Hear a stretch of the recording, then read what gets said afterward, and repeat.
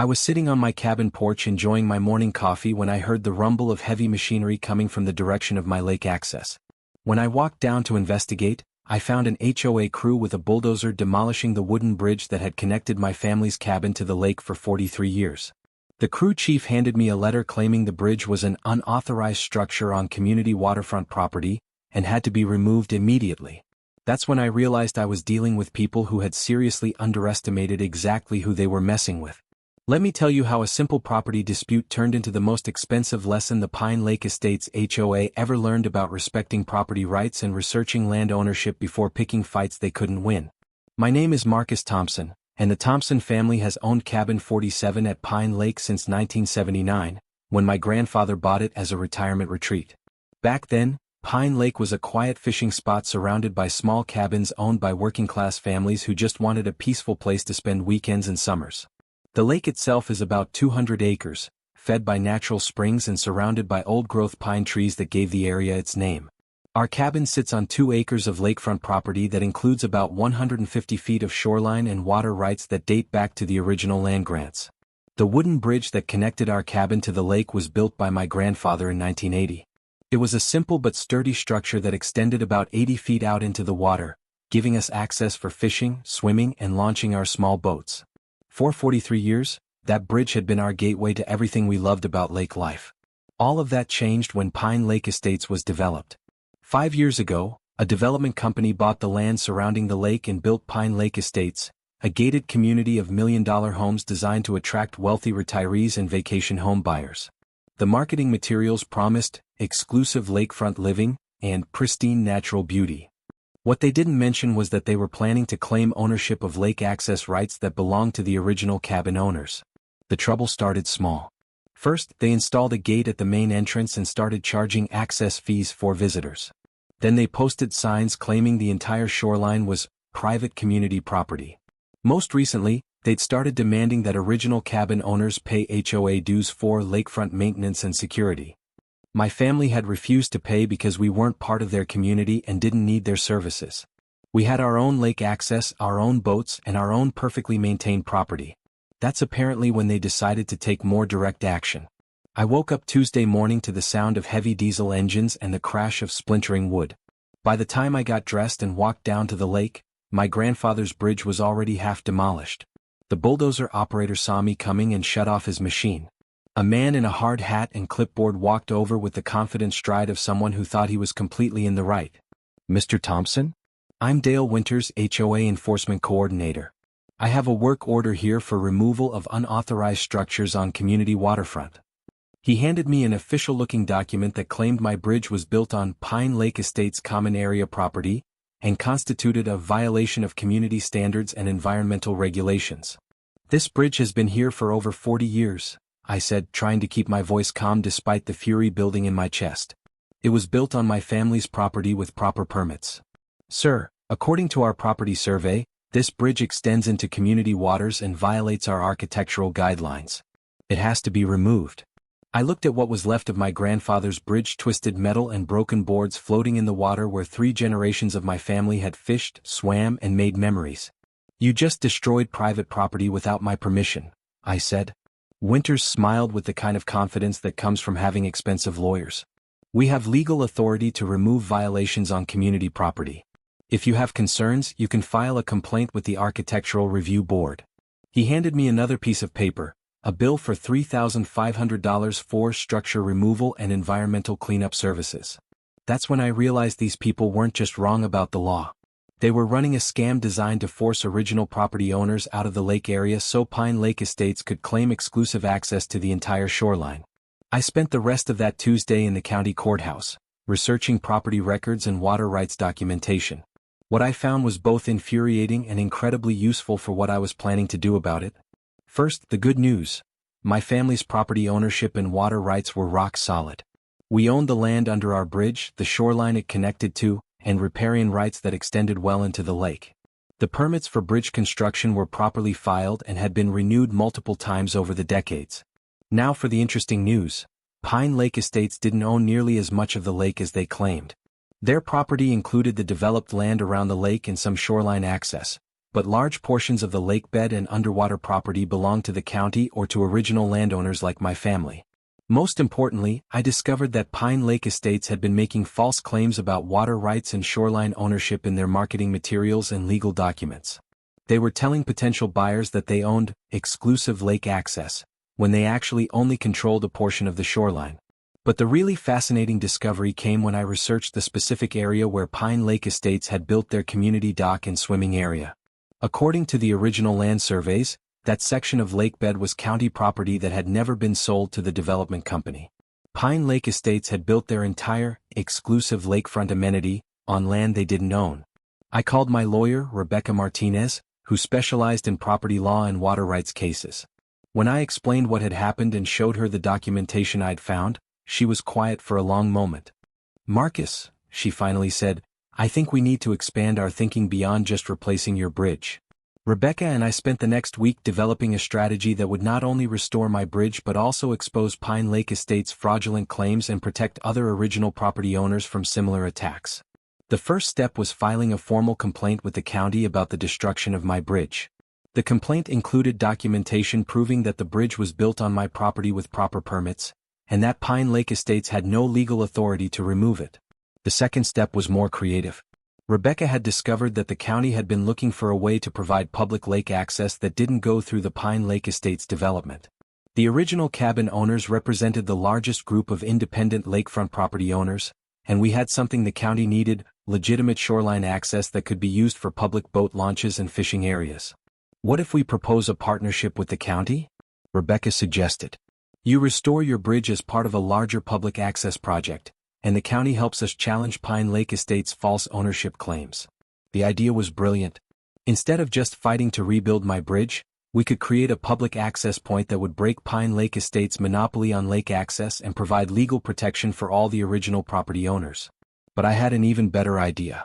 "Rebecca, what would it take to buy the lakebed property that Pine Lake Estates has been claiming as their own?" She looked at me with the expression lawyers get when their clients suggest something that's either genius or completely insane. "You want to buy underwater property?" "I want to buy the land under their dock and swimming area. If they're going to claim ownership of property that doesn't belong to them, I want to actually own property that they think belongs to them." It took 3 weeks of negotiations with the county, but I was able to purchase 12 acres of lakebed property for $8,000. The land included the underwater area where Pine Lake Estates had built their community dock, swimming area, and boat launch. The county was happy to sell because they needed the revenue and wanted to establish precedent for public access to the lake. I was happy to buy because it gave me legal ownership of the land under Pine Lake Estates' most important amenities. The purchase was completely legal and properly recorded. Pine Lake Estates had no idea what was happening because they'd never bothered to research the actual ownership of the lakebed they'd been using. Once the sale was complete, I hired a survey company to install boundary markers on my new underwater property. The markers were placed exactly where the property lines ran, right through the middle of Pine Lake Estates' dock and swimming area. Then I sent a certified letter to the Pine Lake Estates HOA board informing them that they were trespassing on my property and had 30 days to remove their unauthorized structures or face legal action. The reaction was immediate and spectacular. Dale Winters called me within 2 hours of receiving my letter, and he was no longer using his confident HOA enforcement coordinator voice. "Mr. Thompson, there must be some mistake. You can't own underwater property in the middle of our lake." "Actually, I can and I do," I replied calmly. "I have the deed and survey documentation if you'd like to review them." "This is impossible. We've had legal authority over this lake for 5 years." "No, you've had legal authority over the land you actually own, which is less than you've been claiming. You've been trespassing on county property and private property for 5 years." There was a long silence while Winters presumably tried to process this information. "What do you want?" he finally asked. "I want compensation for the bridge you destroyed, a public apology for trespassing on my property, and a formal acknowledgement that original lakefront property owners have full water rights." "And if we don't agree?" "Then you have 28 days left to remove your dock and swimming area from my property." Winters hung up, but I knew this was just the beginning of the conversation. Pine Lake Estates hired a law firm from Austin and filed a lawsuit claiming that my purchase of the lakebed property was fraudulent and that the county had no right to sell underwater land that was essential to community infrastructure. My lawyer filed a countersuit for destruction of private property, trespassing, and making false claims about water rights in their marketing materials. We also filed a complaint with the state attorney general about Pine Lake Estates' fraudulent advertising to potential home buyers. The legal battle might have gone on for years, but Pine Lake Estates made a crucial mistake. They tried to get an emergency injunction to stop me from interfering with community lake access. The injunction hearing was scheduled for a Friday morning, and both sides brought their best lawyers and most convincing documentation. Pine Lake Estates' attorney argued that my actions were frivolous harassment designed to extort money from a legitimate community association, and that blocking access to their dock would irreparably harm property values and community welfare. Rebecca's response was devastating.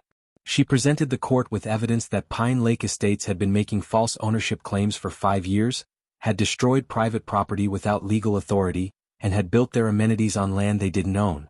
Your Honor, Rebecca said during her closing argument, the plaintiff is essentially asking this court to protect their right to continue trespassing on my client's property.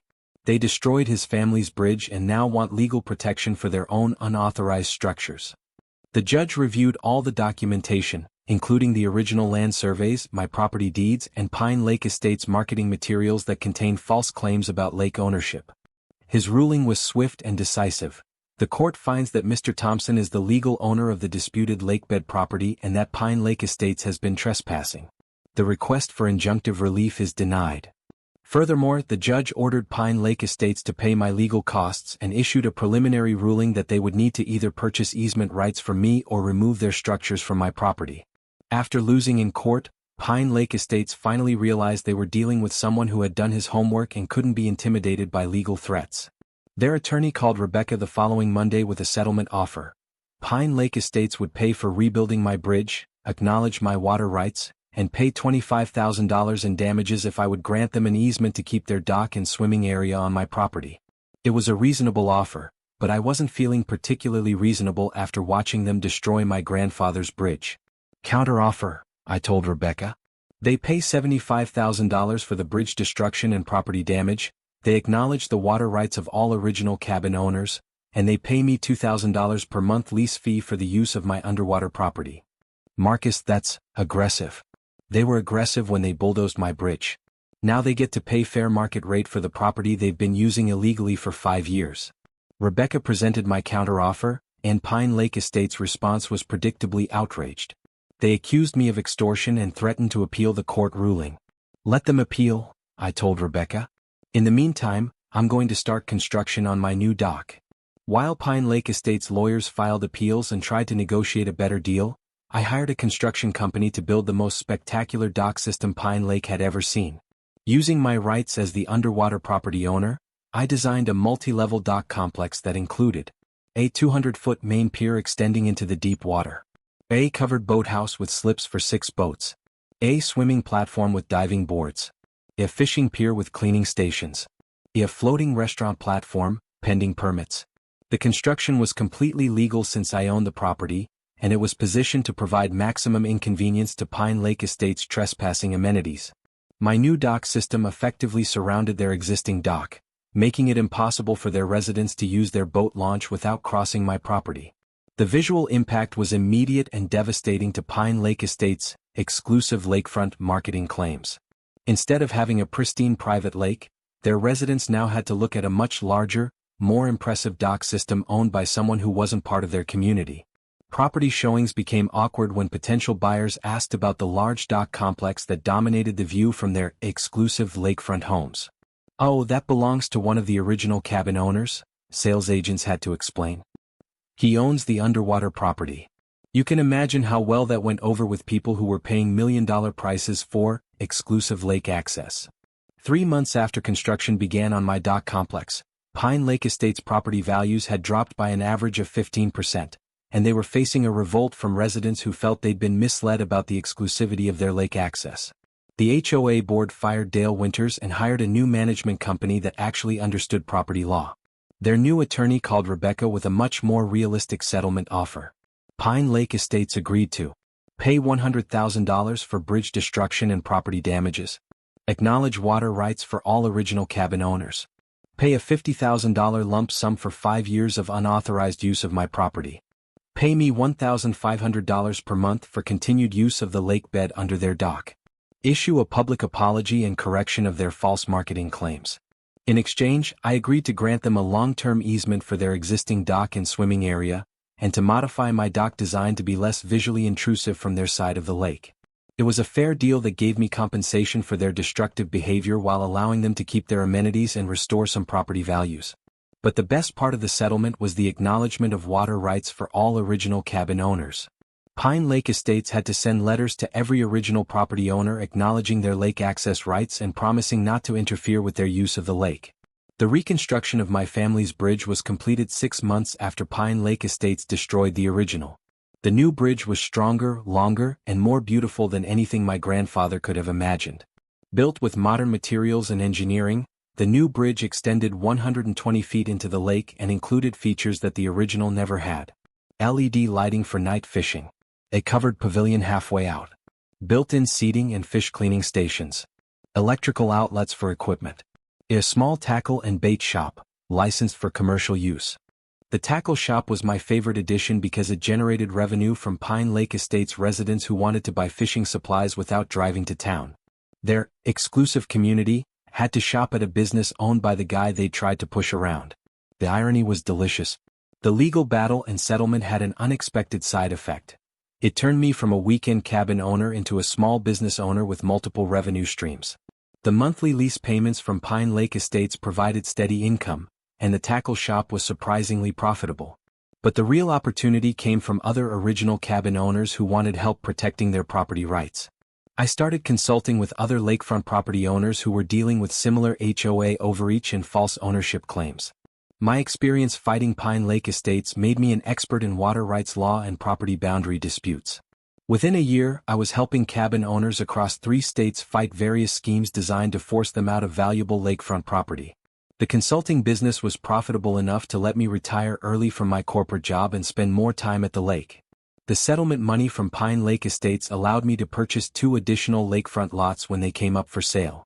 Instead of expensive homes, I built simple cabins that I rent to families who want to experience traditional lake life without the pretentious atmosphere of gated communities. Pine Lake Estates, meanwhile, never fully recovered from the negative publicity and legal costs of our battle. Property values remained depressed, and several homeowners sued the development company for misrepresenting lake access rights in their purchase contracts. The most satisfying result of the whole experience was the effect it had on the broader community of original cabin owners. Our victory encouraged other families to stand up to HOA intimidation and false ownership claims. A group of cabin owners formed the Pine Lake Heritage Association to protect the rights of original property owners and preserve the traditional character of the lake. We organized an annual fishing tournament, family picnic, and winter ice fishing competition, all open to the public and specifically designed to counter Pine Lake Estates' claims of exclusivity. The Heritage Association also created a legal defense fund to help cabin owners fight future attempts at property grabbing by developers or HOAs. We wanted to make sure that no one else would have to face the kind of intimidation my family had experienced. Local newspapers and outdoor magazines started covering our story as an example of how small property owners could successfully fight back against corporate developers and predatory HOAs. The coverage brought positive attention to our lake community and attracted visitors who appreciated our more relaxed, family-oriented atmosphere. Pine Lake became known as a place where traditional lake life was valued and protected, rather than replaced by expensive exclusivity. Looking back on the whole experience, I learned several important lessons that I share with other property owners facing similar challenges. First, always verify ownership claims before accepting anyone's authority over your property. Pine Lake Estates' entire scheme was based on false claims about owning property they'd never actually purchased. Second, sometimes the best defense is a creative offense. Instead of just fighting to rebuild my bridge, buying the underwater property gave me leverage that completely changed the negotiation dynamic. Third, documentation is everything in property disputes. My grandfather's careful record-keeping from 40 years ago was what proved our legal rights and exposed Pine Lake Estates' false claims. Fourth, public attention and community support are powerful tools against institutional bullying. The media coverage and support from other cabin owners put pressure on Pine Lake Estates that they couldn't ignore. Finally, standing up to bullies often leads to unexpected opportunities. The legal battle that started with a destroyed bridge ended up creating a new career and a more prosperous future. 5 years later, my story is still being told at property rights conferences and used as a case study in law schools. The tactics I used to fight Pine Lake estates have been adapted by property owners in similar situations across the country. Several states have passed laws making it easier for property owners to challenge false ownership claims by HOAs and development companies. The Pine Lake Protocol is now a standard procedure for researching underwater property rights in lakefront communities. My dock complex has become a landmark that attracts visitors from around the region. The tackle shop is thriving, and the rental cabins stay booked throughout the summer season. The monthly lease payments from Pine Lake estates have turned into a comfortable retirement income. But the most important legacy is the example it set for other property owners. You don't have to accept intimidation from people who claim authority they don't actually have. With careful research, good legal help, and creative thinking, individual property owners can successfully fight back against much larger opponents. The new bridge stands as a symbol of what's possible when someone refuses to be pushed around. Every time I walk out on that pier and look across the lake, I remember my grandfather who built the original bridge with his own hands, and I'm proud that I was able to honor his legacy by fighting for what was rightfully ours. Today, Pine Lake is a more interesting and diverse community than it would have been if Pine Lake Estates had succeeded in pushing out all the original cabin owners. The contrast between the expensive gated community and the traditional family cabins creates a unique atmosphere that attracts visitors who appreciate both options. Pine Lake Estates has adapted to the new reality and even markets their community as offering the best of both worlds, luxury amenities combined with authentic lake heritage. It's not the exclusive enclave they originally envisioned, but it's a more honest and sustainable community. My relationship with Pine Lake Estates residents has evolved from hostile to cordial. Many of them shop at my tackle shop and appreciate having access to local knowledge about the lake. Some have even thanked me for fighting the battle that forced their HOA to be more honest about property rights and community governance. The original cabin owners have thrived under the protection of the Pine Lake Heritage Association. Property values for traditional cabins have actually increased as people seek alternatives to expensive gated communities. Several families have built new cabins or renovated existing ones, creating a renaissance of traditional lake life. Last week, I received a letter from Dale Winters, the former HOA enforcement coordinator who had supervised the destruction of my original bridge. He'd moved to another state after being fired from Pine Lake Estates and was working for a different property management company. The letter was an apology for his role in destroying my bridge and an acknowledgement that he'd been wrong about property rights and lake ownership.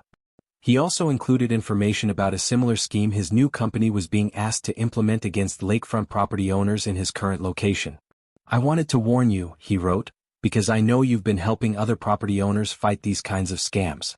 What happened at Pine Lake is happening all over the country, and property owners need to be prepared." I appreciated the apology and the warning, and I forwarded Winters' information to lawyers in his area who specialize in property rights cases. It's gratifying to know that our victory at Pine Lake is inspiring people to do the right thing and help protect other property owners. The fight for property rights never really ends, but each victory makes the next battle a little easier. My grandfather's bridge is gone, but the new bridge is stronger and will last for generations. More importantly, the legal precedent we established will protect other families from losing their heritage to corporate greed and fraudulent ownership claims. Sometimes the best way to honor the past is to fight for the future. And sometimes the best revenge is building something better than what was destroyed. If you're dealing with HOA overreach or false property claims, don't give up. Research your rights, document everything, get good legal help, and remember that David can still beat Goliath with the right strategy and enough determination. Drop a comment below and share your own property rights story. Together we can help protect what belongs to all of us.